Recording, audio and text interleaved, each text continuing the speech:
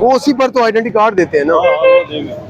ये देखिए, इधर देखिए जी, ये वो आपका चाचा तो मामा तो नहीं है, ये सही है लगा है। नहीं। तो ये क्यों यार, ये जब आपने दुकान ले ली है दुकान के अंदर रख लो।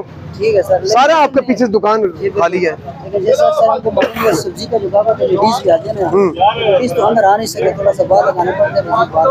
आइडेंटिटी कार्ड दिखाएं अपना। ठीक है सर, आपने कह दी इंशाल्लाह इसको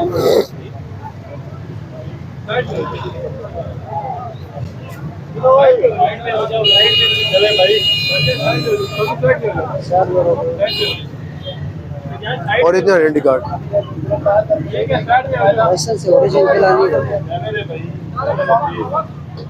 ओरिजिनल आइडेंटिटी कार्ड देखो, लाइसेंस है सर। ओरिजिनल आइडेंटिटी कार्ड देखो।